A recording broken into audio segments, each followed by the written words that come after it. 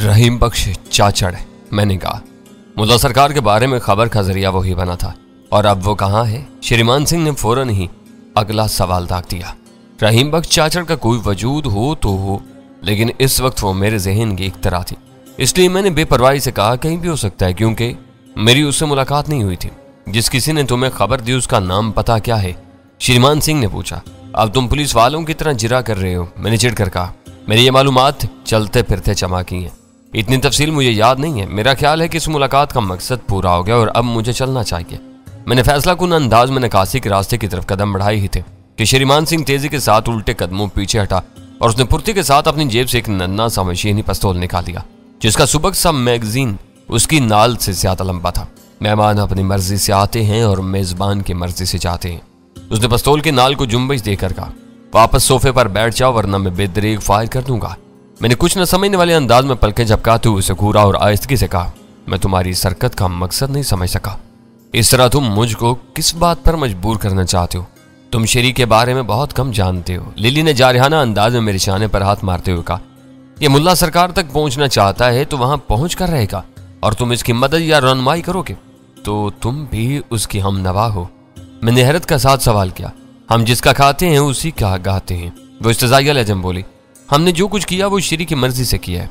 इस खुशफहमी में ना रहना कि तुम बड़े हसीन हो, इसीलिए मैं तुम पर मर मिटी थी। अगर तुम ये कहते हो कि मुल्ला सरकार जिंदा है तो मुझे उसका सुराग चाहिए। श्रीमान सिंह ने सफाकाना लहजे में कहा, जब तक वो मुझसे नहीं मिलता तुमको रिहाई या आज़ादी नहीं मिल सकेगी। मैं तुम जैसे जिम्मेदार सफारतकार से ऐसी घटिया हरकत की तवक्का नहीं कर सकता था। मैं नशे में होने की अदाकारी तर्क करके तल्ख लहजे में कहा, इसका मतलब है कि तुम मुझे यरगमाल बना रहे हो, जो चाहे समझ लो। वो बेपरवाही से बोला, जो लोग अपनी मर्जी से ताउन नहीं करते मैं उन्हें राह रास्त पर लाना जानता हूँ। मेरा ख्याल है कि तुम संगीन हमाकत का इर्तिकाब कर रहे हो, मैंने कहा, और हम सोचते हैं कि तुम बहुत बड़े हरामी हो। लिली ने खुश्क और चुभते हुए लहजे में कहा, चंद मिनट पहले तुम नशे में बुरी तरह डाउन नजर आ रहे थे, अब तुम्हारी खोपड़ी खूब चल रही है। मेरा दूसरा ख्याल यह है कि मुझे लीमू पानी पिलाकर तुमने मुझ पर एहसान किया, वरना यह नशा तो मुझे ले ही डूबता। मैं तो ये रात तुम्हारी हसीन और सुनहरी जुल्फों के साए में गुजारने के ख्वाब देख रहा था। यह मुमकिन है, श्रीमान सिंह ने कहा। लिली बरसों से मेरी गहरी दोस्त है, दूसरे से माल जरूर काटती है, लेकिन उसके शब रोज मेरे हैं। मेरे सिवा किसी को इसकी खलबत में रसा ही नहीं है। लेकिन तुम मुझे मुल्ला सरकार से मिलवा दो तो मैं वादा करता हूं कि तुम्हारा दिल भर जाने तक ये तुम्हारी रहेगी। तुम्हारे वादे, मैंने तल्खी के साथ कहा। इन पर एतबार करके अब तक क्या हासिल हुआ है जो मैं आइंदा के लिए कोई अच्छी उम्मीद रखूं? तुम बातों के सुरमा हो, अमल का मरहला आता है तो दुम उठा देते हो। मेरे वादे नताइज पर मुनहसर होते हैं। मुझे मालूम है कि तुम गुलाम रसूल वाले मामले का हवाला दे रहे हो, लेकिन मुझे बताओ कि मैंने क्या हासिल किया? तुमने उसकी लाश मेरे आदमियों को सौंप कर तकनीकी एतबार से अपना काम पूरा कर दिया, लेकिन उसकी लाश भी मेरे कब्जे में नहीं आ सकी। ऐसी हालत में मैं क्या कर सकता था? जब उसे तुम्हारे आदमियों के हवाले किया गया था तो वो जिंदा था। दोम यह कि उसे या उसकी लाश को तुम तक पहुंचाना मेरी शराइत में शामिल नहीं था। मैंने तयशुदा शराइत के मुताबिक अपना काम पूरा कर दिया था, लेकिन तुम अपने वादे पर कायम न रह सकी और आज फिर तुम वही कहानी दोहराने पर तुले हुए हो। ये मेरी पेशा वाराना मजबूरियां हैं। मैं अपनी कारकर्दगी के लिए जिन लोगों को जवाबदेह हूं वो मशीनी ज़हन के मालिक हैं। वो कोशिशों को नहीं मानते, नताइज पे नजर रखते हैं, और मेरी कारकर्दगी के नताइज सिफर रहे हैं। गुलाम रसूल को एक गद्दार और साजिशी की हैसियत से यहाँ दफन किया गया है। उसे मेरे मुल्क की मिट्टी मिलती तो एक बहुत बड़े हीरो की तरह धूमधाम से कब्र में उतारा जाता। ऐसी सूरत में मैं तुम्हारे लिए कुछ नहीं कर सकता। और अब मैंने बहुत गौर से उसका जायजा लेते हुए सवाल किया, अब भी वही सूरत हाल है? उसने टिटाई के साथ कहा, जब तक मैं मुल्ला सरकार से मिल ना लूं उसका होना या ना होना बराबर है। तुम्हारी लाई हुई खबर मनगढ़ंत या फर्जी भी हो सकती है। इसका मतलब ये हुआ कि अब तुम मुल्ला सरकार तक रसाई के लिए अपनी कैद में रखने का मुझे इरादा रखते हो। मैंने उकाबी नजरों से उन दोनों का जायजा लेते हुए सवाल किया। कैद का लफ्ज जरा नामुनासिब है, उसने मकाराना नरमी से कहा। मेरे हाथ में पिस्तौल होने का गलत मतलब अखज न करो, यह तो सिर्फ एक रस्मी सी कार्रवाई है। असल बात यह है कि तुम मेरे मेहमान हो, तुम्हारी देखभाल मुकम्मल तौर पर मेरी जिम्मेदारी है। अगर तुम्हें कुछ हो गया तो मैं कहीं भी अपना मुंह नहीं दिखा सकूंगा। अगर मैं अभी और इसी वक्त जाना चाहूं तो तुम्हारा रद्द-ए-अमल क्या होगा? मैंने पूछा। जाहिर है कि मैं तुम्हारे इस प्रोग्राम की तौसीक नहीं कर सकूंगा, उसने कहा। उस वक्त तक वो बातों में उलझ कर अपनी बालादस्ती के जोम में मुब्तला हो चुका था और यह बात भूल ही गया था कि उसके साजिशी मंसूबों से इन्हेराफ करते हुए मैं कोई दूसरा फैसला भी कर सकता था। उस वक्त श्रीमान सिंह मुझ पर मशीनी पिस्तौल ताने हुए मेरे मुकाबले इस्तादा था, जबकि उसकी मंसूर नजर लिली मेरे पहलू में खड़ी हुई थी, और वो दोनों ही ये फर्ज किए हुए थे कि मैं ज़हनी तौर पर उनकी मुकम्मल अतात कबूल कर चुका था। उन दोनों का ख्याल था कि मैं उन हालात में उनकी बालादस्ती को किसी भी तरह चैलेंज करने की जुर्रत नहीं कर सकूंगा, लेकिन मेरे तेवर उनके अंदाजों से कहीं मुख्तलिफ थे। मैंने पलक झपकते में पूरी सूरत हाल का जायजा लिया और फिर अचानक लिली पर हाथ डाल दिया। खौफ और हैरत में डूबी हुई एक चीख के साथ लिली ने अपने रद्दअमल का इजहार किया, लेकिन उस वक्त तक वो मेरे और श्रीमान सिंह के पिस्तौल के दरमियान हायल हो चुकी थी। इसे छोड़ दो वरना मैं तुम्हें शूट कर दूंगा। श्रीमान सिंह इस तरारी अंदाज में गुराया। जरूर शूट करो। मैंने लिली के नर्म गुदाज शानों पर अपने बेरहमाना गिरफ्त मजबूत करते हुए कहा, तुम्हारी कोई भी गोली लिली के बदन से गुजरे बगैर मुझ तक नहीं पहुंच सकेगी। श्रीमान सिंह ने उसी लम्हे अपने होंठ सुखेड़ कर एक तेज सीटी बजाई। फौरन ही बाहर से किसी के दौड़ते हुए कदमों की आवाज सुनाई थी और उसका कभी जुस्सा ड्राइवर दौड़ता हुआ वहां घुस आया। उसके तेवर बिगड़े हुए थे। शायद श्रीमान सिंह की सीटी सुनते ही उसे अंदर होने वाली गड़बड़ का अंदाजा हो गया था। उन साजियों की भीड़ में मैं एक ही अजनबी या नौवार था, इसलिए श्रीमान सिंह के मुश्तिल ड्राइवर का हदफ भी मैं ही था। उसने हट के ड्राइंग रूम में घुसते ही मेरी सीध ली थी, लेकिन मेरी गिरफ्त में लिली को देखते ही वो रास्ते में रुक गया। फिर उसकी निगाह श्रीमान सिंह पर पड़ी जो अपने हाथ में पिस्तौल थामे खड़ा था। लिली को उसकी गिरफ्त से आजाद करवाओ। श्रीमान सिंह ने उसे हुक्म दिया। वो खतरनाक तेवरों के साथ मेरी तरफ बढ़ने लगा। मेरे लिए वो सूरत हाल बहुत खतरनाक थी। लिली के अलावा मेरे सामने दो हरीफ थे, जिनमें से एक जिस्मानी एतबार से किसी गैंडे से कम नहीं था और दूसरा भरे हुए पिस्तौल से मुसल्ला था। जब तक मेरे पास भी कोई हथियार न होता मैं उनकी बराबरी नहीं कर सकता था। वह उस वक्त की सूरत हाल थी जबकि रवि और पारो बाहर गए थे और किसी बिला में वापस आकर मेरे खिलाफ महाजरा हो सकते थे। उसके अलावा हट का चौकीदार भी जरूरत पेश आने पर मेरे बजाय श्रीमान सिंह ही का साथ देता, जबकि मेरी मदद के लिए आने वाले STF के एहलकारों का दूर दूर तक पता नहीं था। अगर वो लोग उस वक्त तक हट के करीब पहुंच चुके थे या कामयाब हो गए होते तो सबसे पहले बाहर वालों को जेर करते और ऐसी सूरत में श्रीमान सिंह की सीटी के जवाब में उसके ड्राइवर का आना नामुमकिन होकर रह जाता। मैंने बहुत तेजी के साथ उस सूरत हाल का तजिया किया और उस नतीजे पर पहुंचा कि मुझे बाहर से किसी की मदद की तवक्का किए बगैर अपने बलबूते पर सूरत हाल का मुकाबला करना चाहिए। लेकिन बदकिस्मती से ऐसी किसी भी कोशिश के नताइज हौसला अफजा नजर नहीं आ रहे थे। अलबत्ता उस वक्त मेरे लिए कुछ कर गुजरने के अलावा कोई राह बाकी नहीं रही थी। जो ही वो ड्राइवर मेरे करीब आया मैंने पूरी कुव्वत से लिली को उसकी तरफ धकेल दिया। वो अगर एक तरफ होकर बचने की कोशिश करता तो लिली मुंह के बल गिर कर जख्मी हो सकती थी, इसलिए उसे मजबूरन लिली को अपनी बाहों में संभालना पड़ा और मैंने तेजी से श्रीमान सिंह की तरफ छलांग लगा दी। मगर श्रीमान सिंह पहले ही मेरा इरादा भांप चुका था। वह फुर्ती से अपनी जगह छोड़कर एक सोफे पर चढ़ गया और उसने मुझे खौफजदा करने के लिए पै दर पै 2 फायर कर दिए। दोनों फायर छत के रुख पर किए गए थे ताकि उन गोलियों से कोई जख्मी ना हो सके। जहां वहीं रुक जाओ वरना मैं तुम्हें छल नहीं कर दूंगा। फायर करने के साथ ही श्रीमान सिंह इस तरारी अंदाज में बोला। हकीकी मुकाबले ने उसे कदर नर्वस कर दिया था। उसी में एक अजीबोगरीब वाकया हुआ। उस कमरे की पुश्त पर खुलने वाली एक खिड़की से खट की हल्की सी मगर वाज़ेह आवाज आई और उसी के साथ श्रीमान सिंह के हाथ से पिस्तौल उड़कर दूर जा गिरा। वो किसी भी आवाज हथियार का फायर था जो शायद साइलेंसर लगी हुई नाल के साथ किया गया था। फायर करने वाले का निशाना काबिल रश्क हद तक बेखता था क्योंकि श्रीमान सिंह के हाथ पर खराश तक नहीं आई थी, मगर वो अपने हथियार से महरूम हो गया था। उस सूरत-ए-हाल ने उसे मेरी तरह बदहवास कर दिया। उसने तेजी के साथ अपने पिस्तौल की तरफ छलांग लगाई। उसका ड्राइवर भी उसी तरफ झपटा था, मगर मैंने उन दोनों से ज्यादा फुर्ती का मुजाहरा करते हुए ठोकर मारकर पिस्तौल को बहुत दूर पहुंचा दिया। ये कौन था? अहमद कहाँ मरा हुआ है? श्रीमान सिंह की हज़ियानी गुर्राहट उभरी और मुझसे उलझे बगैर सीधा भागता चला गया। उसका ड्राइवर मुझ पर टूट पड़ा था और लिली ने दहशत ज़दा होकर चीखना शुरू कर दिया था। मेरे ज़हन में पहला ख्याल STF का आया।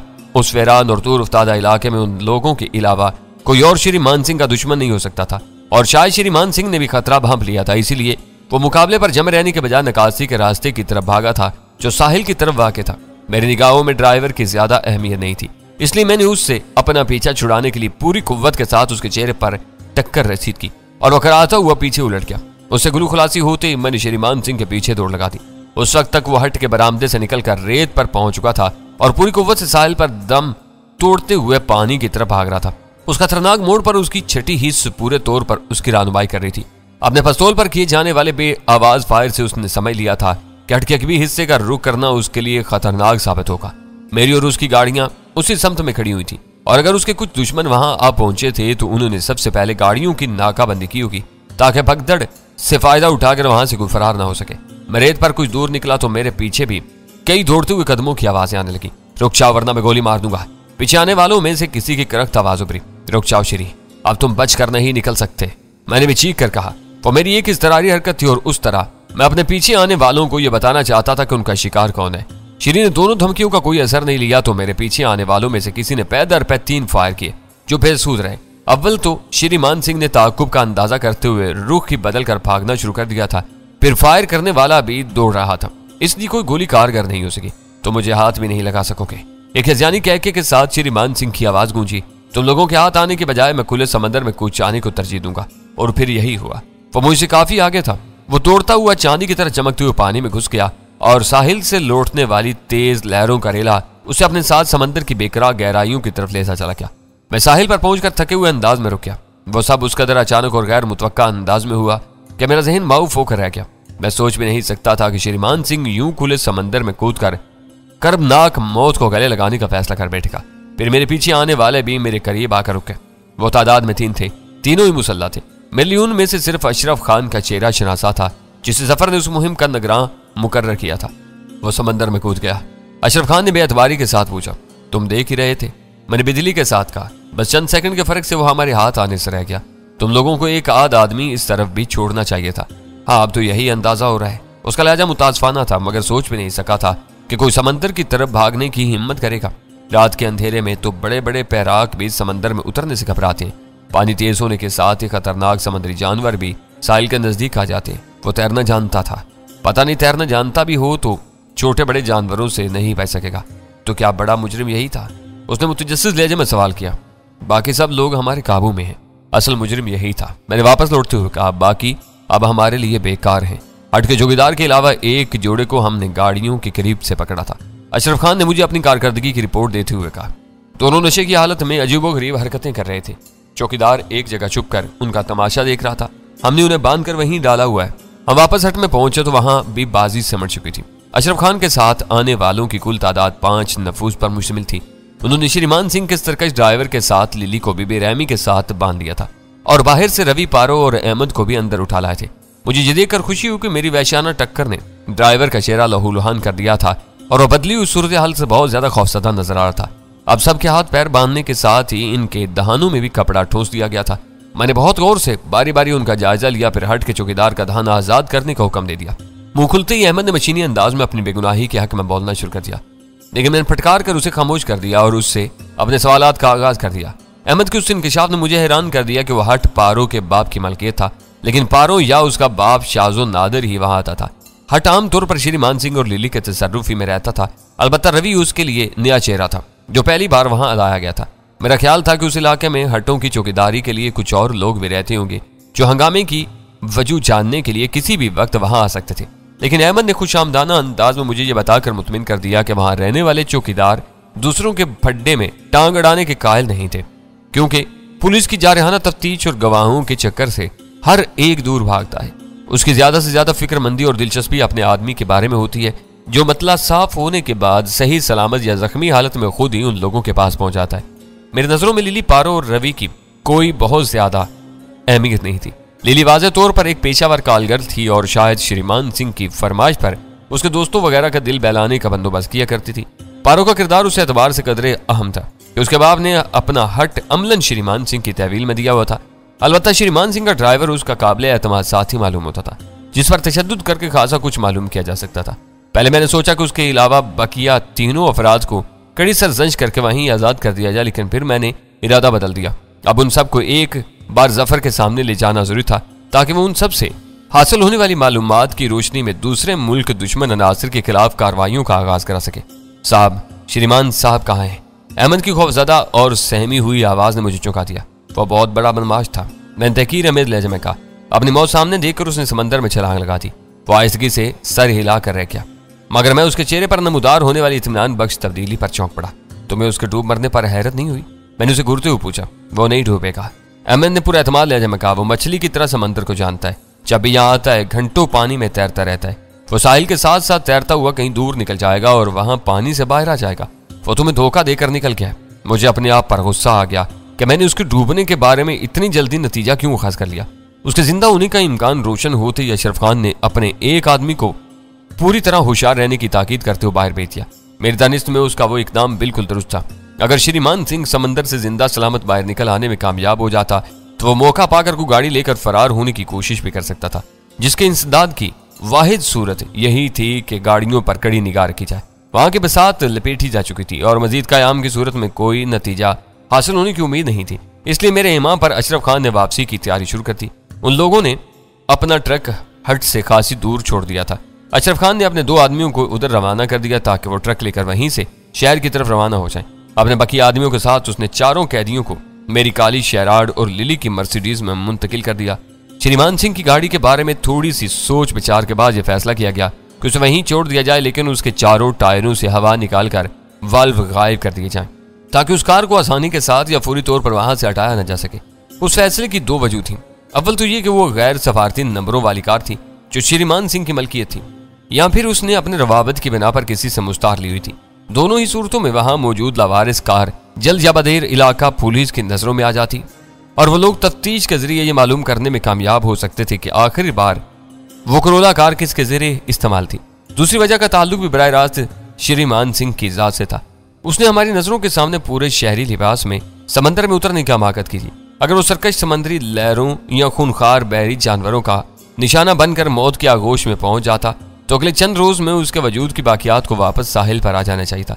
ऐसा न होने की एक ही वजह थी कि कोई जानवर उसे सालम निकल जाता, लेकिन आबाद साहिली इलाकों के इतराफ में अमूमन ऐसी देव पैकर बैरी मखलूक नहीं पाई जाती जो किसी इंसान को सालम निकलने की अहल हो।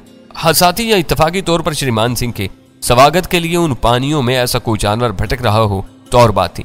श्रीमान सिंह की लाश की बाकियात दस्तयाब होने के बाद पुलिस के लिए यह साबित करना बाएं हाथ का खेल होता कि श्रीमान सिंह लावारिस करोला के जरिए हाक्स बेआया और किसी वजह से समंदर की बिफरी हुई मौजों की जद में आकर लुकमाए अजल बन गया। उन तमाम लोगों को जफर के पास छोड़कर मैं अपने फ्लैट की तरफ रवाना हो गया, क्योंकि अब मुझे पता था कि जफर मुझसे ज्यादा बेहतर तरीके से उन तमाम लोगों से सच उगलवा कर तफ्तीश कर सकता था। जफर का यह भी कहना था कि लिली का नाम उसकी लिस्ट में शामिल था, क्योंकि वो बासर और सियासी शख्सियतों के साथ मेल मिलाप बढ़ाकर बहुत से राज हासिल कर चुकी थी और करती रहती थी। इसी सबसे ज्यादा तवज्जो उसी पर जफर ने देना लाजमी समझा था। जफर को छोड़कर मैं फ्लैट पहुंचा तो सुल्तान शाह बेताबी के साथ मेरा मुंतजिर था, लेकिन उसका मुंह बदस्तूर फूला हुआ था। मैं उसे राजी करने के लिए अपनी कथा सुनानी चाहता था तो उसने खुश्क लहजे में मुझे रोक दिया और बोला, तुम जो कुछ कर रहे हो उससे मुझे कोई दिलचस्पी नहीं है। मेरे लिए सिर्फ इतना ही काफी है कि तुम किसी टूट फूट के बगैर लौट आए हो। अब अगर फुर्सत हो तो जरा मकाऊ फोन कर लो। उन लोगों को तुम्हारी या वीरा की तलाश है। क्या किसका फोन आया था? मैंने हैरत और तेजी के साथ सवाल किया। हाँ, वही औरत थी जिससे पहले बात होती रही थी। वो बेजारी के साथ बोला, तो तुमने उससे बात क्यों नहीं की? वो क्या कह रही थी? मैंने पूछा। मेरी आवाज उसके साउंड स्कैनर पर रिकॉर्ड नहीं है, इसलिए उसने मुझसे बात करने से इनकार कर दिया।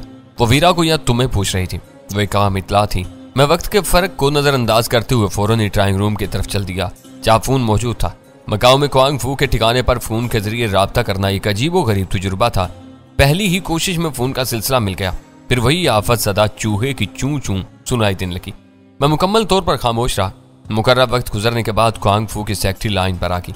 मैं कराची से डैनी बोल रहा हूँ। उसकी हेलो के जवाब में मैंने अंग्रेजी में कहा, तुम कहाँ गायब थे? और वो डॉन की मुंह बोली, बेटी कहाँ है? उसका लहजा बेतकल्फाना था। शायद उसके साउंड स्कैनर ने मेरी आवाज पहचान ली थी। उसके लहजे से मैंने अंदाजा लगा लिया था कि उसके पास कोई बुरी खबर नहीं थी। हांगकांग वाली मिस्टर पार्टी तुमको पहचानती है? मकाऊ से सवाल किया गया। बिल्कुल, बहुत अच्छी तरह पहचानती। वो इस वक्त कहाँ है? मैंने बेताबी से पूछा। वो हांगकांग ही में है और उसकी वजह से बहुत बड़ी मुश्किल खड़ी हो गई है। डॉन के असर सूख की बिना पर सारा मामला खुश असलूबी से निपट गया, क्योंकि डॉन ने खुद ही अपने गद्दार साथियों को पुलिस के हवाले करके फैसला कर लिया है। 2 पहले ही ठिकाने लगाए जा चुके हैं, बाकी 2 को उनकी कमीनगाहों से निकाल कर पुलिस के कब्जे में देने के बाद बाकी लोगों की गुलू खुलासी हो गई है। लड़की का क्या बना? उसके खामोश होने पर मैंने इस्तरारी लहजे में पूछा। उसने डॉन के साथ आने से इनकार कर दिया। उसने खबर दी। दूसरी तरफ उसके साथ आने वाले मर्द की नीयत भी डामाडोल हो गई और वो मिस्टर पार्टी को अपने साथ ही ले जाना चाहता था। तो क्या वह उसके साथ जाने पर रजामंद है? मैंने हैरिस के साथ सवाल किया। यही तो मुसीबत है कि वो किसी के साथ जाने पर आमादा नहीं है। उसकी शिनाख्त त्रिपाठी के पास मौजूद कागजात से हुई है, इसलिए हांगकांग पुलिस मिस्टर त्रिपाठी को ही लड़की का वाहिद कानूनी वारिस करार दे रही थी। उसके दस्तबरदार हुए बगैर लड़की डॉन के कब्जे में नहीं आ सकती। लेकिन वो क्या कहती है? उसे डॉन के साथ जाने में क्या एतराज है? उसने डॉन को भी मुसीबत में डाल दिया है। वो कहती है कि उसके दोनों दावेदार जाली और उसकी जान के दुश्मन है। उनसे बचने के लिए वो पुलिस ही की तहवील में रहना चाहती है। ओह, इस संगीन और गैर मुतवक्का सूरत हाल ने मुझे बौखला कर रख दिया था। अब चक्कर ये है कि लड़की के बयान की बिना पर पुलिस ने छानबीन मुकम्मल होने तक मिस्टर त्रिपाठी की सफरी दस्तावेजात जब्त कर ली ताकि वो हांगकांग से फरार न हो सके। उसके साथ डॉन को भी हांगकांग में रहने का पाबंद किया जा चुका है। लेकिन त्रिपाठी अचानक ही अपनी जान बचाने के लिए नई गेम खेल के आए और उसने भी उस लड़की को पहचानने से इनकार कर दिया और जल्द अज जल्द उस जंजाल से निकलना चाहता है। मेरा ख्याल है कि वो लड़की अपने हालिया तजुर्बात से दहशत ज़दा है, इसलिए दोस्त और दुश्मन की तमीज खो बैठी है। डॉन उसे प्यार मोहब्बत से राह रास्त पर ला सकता है, नामुमकिन। उसका लहजा दो टोक था। मौजूदा हालात में पुलिस डॉन को लड़की के पास भटकने भी नहीं देगी। वो डॉन है इसलिए अपने 5 स्टार होटल में मैसूर है। उसकी जगह कोई दूसरा होता तो लड़की के खतरनाक बयान की बिना पर जेल या हवालात की हवा खा रहा होता। तुम लोगों ने डॉन को बड़ी मुश्किल में डाल दिया। अभी तक तुम सिर्फ मसाइल ही बता रही हो। तुम्हारे पास इस सूरत हाल का क्या हाल है? डॉन की बेटी को फौरन हांगकांग पहुंचकर डॉन से मिलना होगा ताकि वो दोनों मिल बैठकर कोई राह निकाल सके। लेकिन मैं तुम्हें बता चुका हूं कि वो शहर से बाहर गई हुई है। मैंने उलझन अमेज लहजे में कहा, हो सकता है कि वो कई रोज तक वापस ना आ सके, इसीलिए वो मुझे तुमसे मुतारिफ करवा के गई है। अगर तुम्हें पूरा यकीन है कि मिस्टर पाठी तुम्हें पहचान लेगी और तुम्हारा मशवरा भी कबूल कर लेगी तो तुम्हें बिला ताखीर हांगकांग पहुंचना चाहिए। तुम सुबह रवाना हो जाओ तो बहुत बेहतर होगा। नामुमकिन है, अभी तो मेरे पास हांगकांग का वीजा भी नहीं है। मैंने पुरफिक्र लहजे में कहा। मुझे फौरन याद आ गया था कि अगले दिन सेठ हबीब चिवानी ने मुझे ट्रेड लाइन के दफ्तर में तलब किया हुआ था, जहां एक अहम तरीन इजलास मुतवक्का था। अरसा दराज से अल्तवा में पड़े हुए उस मरहले को नजरअंदाज करके मैं अचानक ही हांगकांग का रुख नहीं कर सकता था। उस वजह से न सिर्फ हबीब चिवानी बल्कि माफिया के सारे बड़े मेरी तरफ से बदजन हो जाते। अगर तुम्हारे पास अपने मुल्क का पासपोर्ट है तो तुम्हें वीजा लेने की कोई जरूरत नहीं। सियाहत और खरीदारी के नाम पर यहाँ 3 माह का वीजा हाथों हाथ मिल जाता है। ये याद रखना कि तुमने आने में ताखीर की तो फिर कुछ भी नहीं हो सकेगा। मिस्टर पाठी हाथ से निकल जाएगी और तुम्हें बेनिलो मराम वापस लौटना पड़ेगा। क्यों? लड़की कहाँ चली जाएगी? मैंने चौंक कर सवाल किया। तुम भूल रहे हो कि हांगकांग में होटलों से लेकर जेलों तक में जगह की किल्लत है। वहां वाले हर मामले में बहुत मुस्तद और फुर्तीले हैं और बिला वजह किसी को नहीं पालते। फौरी तौर पर कोई हल सामने ना आया तो वो मिस्टर पाठी को भारत वापस भेज देंगे, क्योंकि उसके सफरी कागजात भारतीय हैं और वो वहीं से आई थी। उसका इंकिशाफ सुनते ही मुझ पर 14 तबक रोशन हो गए। वह बहुत बारीक लेकिन बिल्कुल सामने की बात थी कि किसी भी उलझन के नतीजे में गैर मुल्कियों को जबरन बेदखल करके उनके मुल्क या आखिरी मंजिल की तरफ भेजा जाता है। शायद गजाला को नई दिल्ली से हांगकांग लाने वाला उस रम्ज से पहले ही आगाह था। उसे ये भी मालूम हो रहा होगा कि उस लड़की को मजबूरन हांगकांग भेजा गया है। इसलिए शकूक व शुबहात की फिजा पैदा होती ही वो रुपोश हो गया ताकि हांगकांग के हुकाम कोई सीधी राह न पाते हुए उसे दोबारा नई दिल्ली भेज दें। मेरे लिए वो बहुत मुश्किल सूरत हाल थी। सबसे बड़ी बात यह थी कि उस वक्त मुझे यही यकीन नहीं था कि हांगकांग में बैठी हुई लड़की वाकई गजाला थी या उसके धोखे में लखनऊ की शकुंतला देवी को वहां भेज दिया गया था। अगर मैं माफिया वालों की बरहमी का खतरा मोल लेकर उससे सफर पर रवाना हो भी जाता तो उस अमर की कोई जमानत नहीं थी कि हांगकांग में गजाला मेरे सामने होती। मेरे वहां पहुंचने पर अगर वो शकुंतला साबित होती तो कुछ बैद नहीं था कि वो अपने इल्जाम तराशी का रुख मेरी तरफ मोड़कर मुझे किसी नाकर्दा जुर्म की सजा में फंसा देती। ठीक है, मैं देखता हूँ कि मैं क्या कर सकता हूँ। मैं थकी हुई आवाज में कहा, यहाँ की सूरत हाल का जायजा लेकर मैं थोड़ी देर में तुम्हें दोबारा फोन करूंगा। ये याद रखना कि हम तुमसे 4 घंटे आगे हैं। मैं तुम्हारे फोन कॉल के इंतजार में अपनी रात बर्बाद नहीं करूंगी। तंजिया लहजे में अपनी बात मुकम्मल करके उसने फोन बंद कर दिया। उस वक्त तक सुल्तान शाह मेरे सर पर मुसल्लत नहीं हुआ था, इसलिए मैंने चंद सानियों तक सोचने के बाद हबीब चिवानी के घर पर फोन करने का फैसला कर लिया। मेरे लिए वो बहुत नाजुक और पेचीदा मरहला था जिससे निमटना आसान नहीं था। एक तरफ गजाला हांगकांग में मखदूश हालात में घिरी हुई थी। उसे नई दिल्ली से वहां पहुंचाने वाला भारतीय एजेंट रुपोश हो चुका था और डॉन कवांगफू वीरा की सिफारिश के मुताबिक उसे अपनी तहवील में लेकर बाहिफाजत कराची भेजने के लिए कोशिश था। लेकिन गजाला अपने तलख तरीन तजुर्बात से उस कदर खाइफ हो चुकी थी कि वह पुलिस की महफूज तहवील से निकलकर किसी अजनबी पर भरोसा करने के लिए आमादा नहीं थी।